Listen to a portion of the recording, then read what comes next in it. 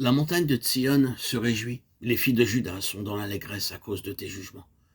Parcourez Sion, parcourez-en l'enceinte, comptez ses tours, observez son rempart, examinez ses palais, pour le raconter à la génération future. Voilà le Dieu qui est notre Dieu éternellement et à jamais. Il sera notre guide jusqu'à la mort. Psaume 48, 11, 14.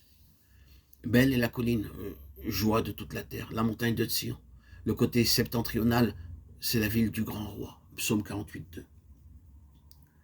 Leur force augmente pendant la marche et ils se présentent devant Dieu à Sion. Psaume 84, 7. Je suis dans la joie quand on me dit « Allons à la maison de l'Éternel ». Nos pieds s'arrêtent dans tes portes, Jérusalem. Jérusalem, tu es bâtie comme une ville dont les parties sont liées ensemble. C'est là que montent les tribus de l'Éternel selon la loi d'Israël pour louer le nom de l'Éternel. Car là sont les trônes pour la justice, les trônes de la maison de David. Psaume 122, 1, 5. C'est là que montent les tribus de l'Éternel selon la loi d'Israël, ou un témoignage à Israël. Nous avons souvent indiqué que dans la représentation des pensées divines de l'Ancien Testament, Sion est ce qui exprime pleinement la pensée de Dieu pour son peuple.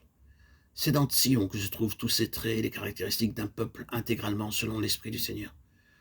Sion est un terme représentatif, juste une petite remarque technique. Nous pouvons noter qu'à certains endroits dans les Écritures, il est dit que la maison du Seigneur était là, mais en réalité le temple n'était pas dans Sion, mais sur le mont Moria. Mais ce qui est indiqué par ce fait, c'est que Sion est réellement représentatif dans la pensée du Seigneur de toute sa maison. Moria est plus vaste et se trouve dans Jérusalem. La maison est là, l'église est là, si vous aimez mieux. Mais dans Sion, c'est l'église selon la pensée du Seigneur. C'est ce qu'elle signifie pour lui. Je me demande si vous saisissez ce que cela signifie. Vu dans son ensemble, l'église n'est pas toujours ce que le Seigneur désirerait qu'elle soit. En considérant l'église aujourd'hui dans son ensemble, qui dirait qu'elle est très proche de la révélation que nous en avons dans la parole de Dieu. Celui qui l'affirmerait ne connaîtrait pas grand-chose de la révélation de Dieu concernant l'Église. Mais Dieu est encore attaché à sa pleine pensée concernant l'Église. Il ne s'est pas accommodé de la situation actuelle en l'acceptant.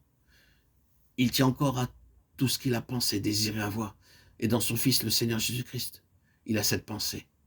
D'ailleurs, il est à l'œuvre par son esprit pour rassembler un peuple pour son Fils, non pas distinct de l'Église comme une entité, non pas comme un corps séparé dans la réalité, mais en une compagnie représentative qui réellement le satisfasse plus pleinement, comme étant sa pleine pensée à l'égard de l'Église. C'est ce qui est représenté par Sion. C'est le point où nous sommes parvenus au terme de notre précédente méditation. Et nous devons maintenant aller au cœur même de notre sujet. Dieu désire Sion. C'est Jérusalem, comme le Seigneur désirerait l'avoir, et non pas comme elle est actuellement. Oh, nous pourrions prendre bon nombre de passages pour confirmer cela.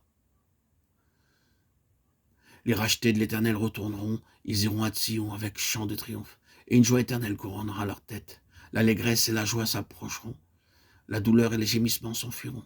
Ésaïe 35, 10.